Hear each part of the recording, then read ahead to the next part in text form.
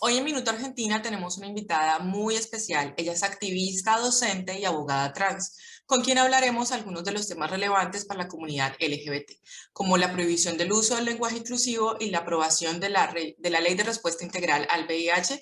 Le damos la bienvenida a Cristina Montserrat Hendrixe. Cristina, bienvenida a Minuto Argentina. Gracias por abrirnos este espacio. Muchas gracias por invitarme.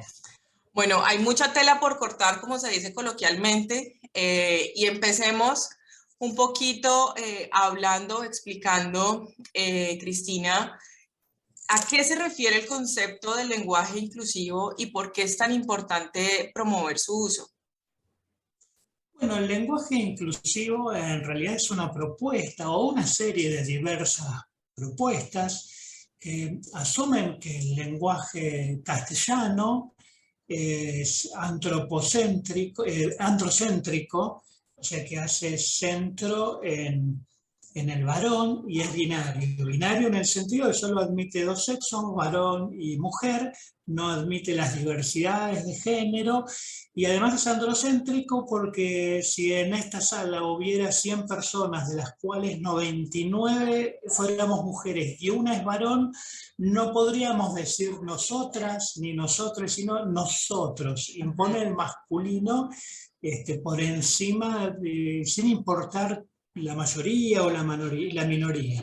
En general, el lenguaje castellano es androcéntrico, ¿no? Establece una prioridad de la masculinidad por sobre la feminidad. Las distintas propuestas de lenguaje inclusivo que se han ido construyendo tratan de sustituir la vocal O en la terminación de algunas palabras cuando denota asociación al género masculino, o la A cuando asocia el género femenino, para incluir en la lectura algunas letras que no se pronuncian, como la X o la arroba, o la letra E como sonido neutro entre el masculino y el femenino, de manera de tratar de incluir tanto a lo masculino como a lo femenino, como a la diversidad, o sea, que sea inclusivo de la diversidad de género. Obviamente es una propuesta y el lenguaje siempre es algo vivo, dinámico, en movimiento, y estas propuestas serán recogidas o no por el uso cotidiano en la medida que las nuevas generaciones lo vayan incorporando totalmente, parcialmente o no lo incorporen, ¿no? Quedará en la libertad de las nuevas generaciones producir un cambio en el lenguaje que importe también un cambio cultural en cuanto a la forma de mirar las diversidades y los géneros. En ese sentido, Cristina, expliquemos entonces, teniendo claro este concepto, ¿qué fue lo que prohibió el gobierno de la ciudad y cómo esto vulnera los derechos de la comunidad? Sí, el gobierno de la ciudad tuvo dos mensajes distintos. Uno comunicacional para los medios y otro jurídico, que es la resolución y su comunicación en los juicios que le fueron iniciados por esta resolución tan cuestionada. En lo comunicacional, ellos manifestaron que habían prohibido el uso de la E. Ya no se puede decir chiques, ¿no? Que ya estaba prohibido el lenguaje inclusivo. Y en la realidad la resolución, si bien hace referencia en los considerandos al lenguaje inclusivo en forma despectiva, derogatoria, que tiene que ver con la ideología de los docentes, en la parte dispositiva, en la parte resolutiva, lo que dice la resolución es que los docentes en sus clases y en sus comunicaciones institucionales deben aplicar las reglas del idioma español. Eso solo dice la resolución, lo cual es un poco confuso, ¿no? Y no coincide con lo que comunicaron en los medios. Es confuso porque jurídicamente hablando el español no existe. El artículo 3 de la Constitución del Reino de España dice que el idioma oficial del Reino de España es el castellano, y que después reconoce las demás lenguas españolas, o sea que no hay un español singular, sino lenguas españolas en plural, y estas abarcan al catalán, al valenciano, al euskera, al galego, al aranés, las distintas lenguas que hay en la península ibérica, excluido Portugal, ¿no? Excluido el portugués. A eso llaman las lenguas españolas. O sea que ya de por sí tenemos un problema de determinar qué es el español.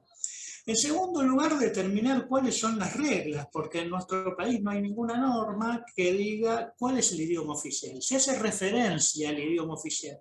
El Código Civil y Comercial establece que las escrituras públicas deben redactarse en idioma oficial, pero no hay ninguna norma que lo diga.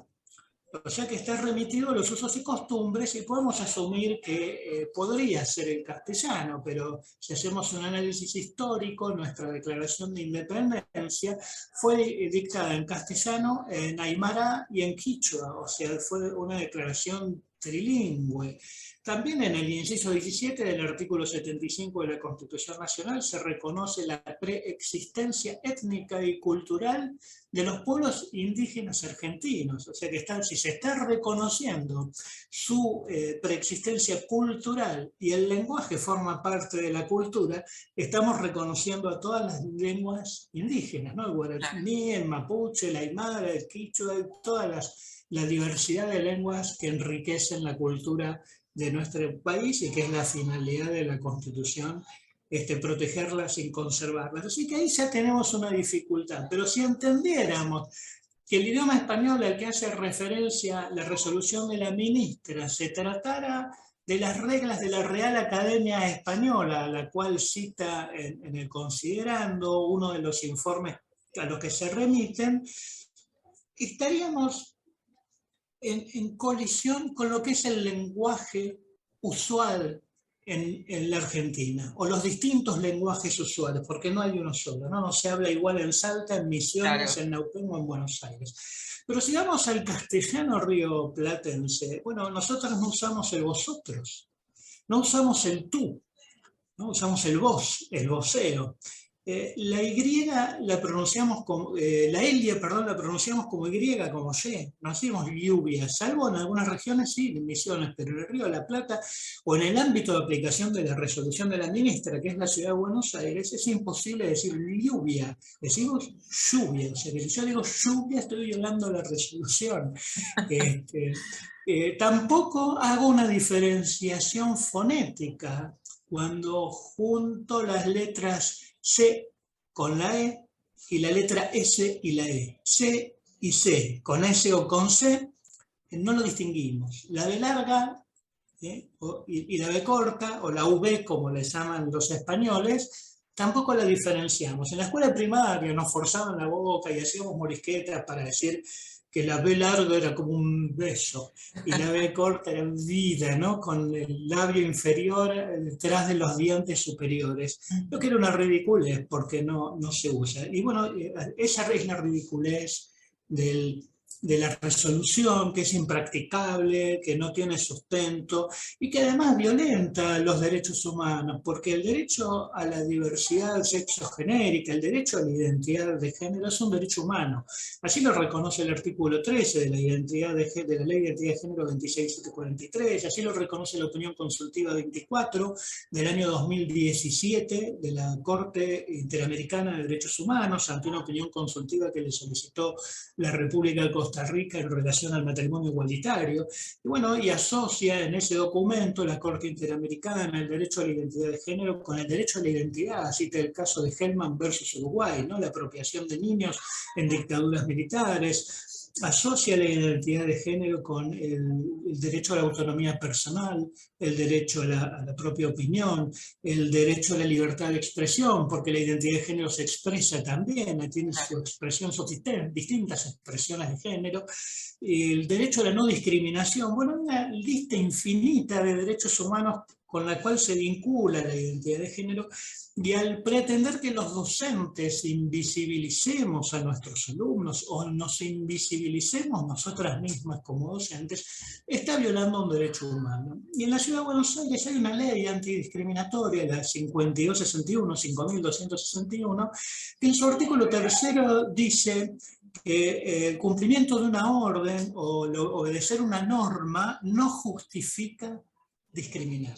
O sea, si yo digo, un alumno mío que no se considera no binario, Y yo le digo, mire, yo cumplo la resolución de la ministra y lo voy a llamar como varón o como mujer. Defínase, a mí no me venga con no binario, ¿no? Defínase y lo fuerce su derecho humano a la diversidad sexogenérica, a la identidad de género, no estaría amparada por la resolución de la ministra, porque la Claro, ley antidiscriminatoria me dice no hay obediencia debida para discriminar en la ciudad de Buenos Aires. Y bueno, cuando yo desobedezco esta resolución, desobedezco a la ministra, en realidad lo que hago es obedecer a la ley antidiscriminatoria y obedecer el reconocimiento o respetar el reconocimiento de los derechos humanos reconocidos en tratados internacionales de derechos humanos que fueron incorporados a nuestra Constitución y que tienen una jerarquía normativa superior a una resolución trasnochada de una ministra y que aparte, bueno, entiendo, tiene una intencionalidad política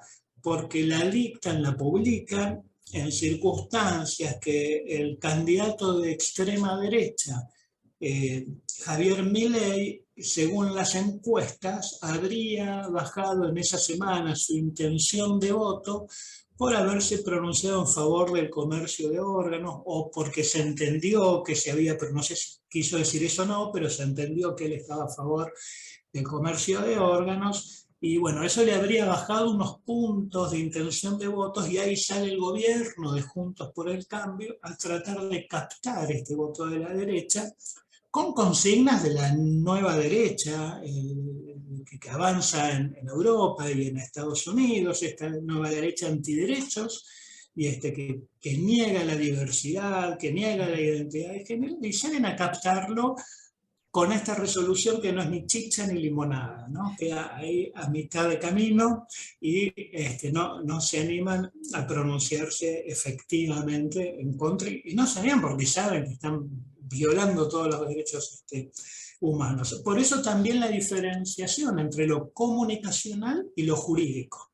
Lo que le dicen a los medios para claro. captar votos y lo que en realidad escriben en la resolución y lo que en realidad contestan en la demanda. El gobierno contestó que ellos no lo habían prohibido, que no habían Sí. prohibido el lenguaje inclusivo.